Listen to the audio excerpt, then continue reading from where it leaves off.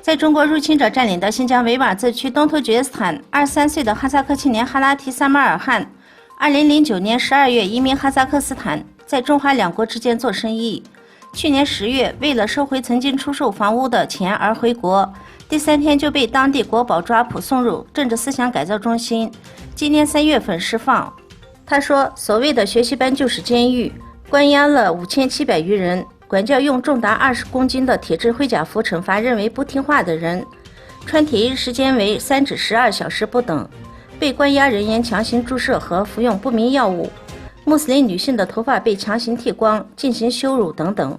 释放回到家乡后，发现几乎全部男人都被抓捕，抓捕人员的家庭被当局安排汉族男人入住，亲戚们开始用汉语交流，当地无宗教信仰，也没有少数民族文化，感到非常痛苦。他在公安部门强行监视下离开中国时，个人的房屋、随身携带物品以及2万元人民币被扣留。公安人员还威胁警告说，不准外传亲身经历和所见事实。6月27日，联合国人权理事会讨论了维吾尔问题。世界维吾尔代表大会主席多鲁康·艾莎在联合国第38届人权理事会上详细介绍了维吾尔人的危机。据报道，德国等多个国家代表表示非常重视维吾尔人所面临的危机。对此，东突厥散信息中心首席执行官阿卜杜吉利里·卡尔卡西发表声明称，中共政府为了掩盖在东突厥散对维吾尔人进行的毁灭性政策，在相关会议特别讲解了新疆地区人权问题，可在大量事实证据面前又一次证明了自己的无耻欺骗行为。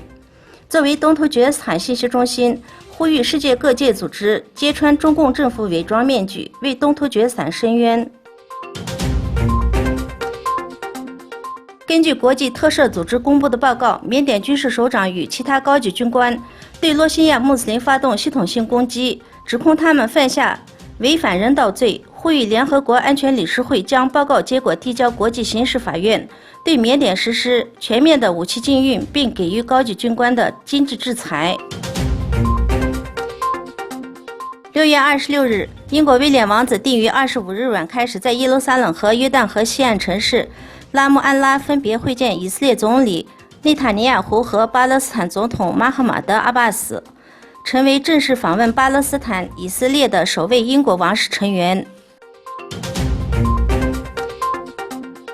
日本宇宙航空研究开发机构6月27日宣布，4年前发射的日本小行星探测器孙鸟2号抵达距离地球3亿公里的目标钻石形状小行星龙宫并登陆。从该小行星地下挖出新鲜土壤或岩石样本，于2020年底带回地球，以利于科学家探索有关太阳系的形成与生命的起源等奥秘。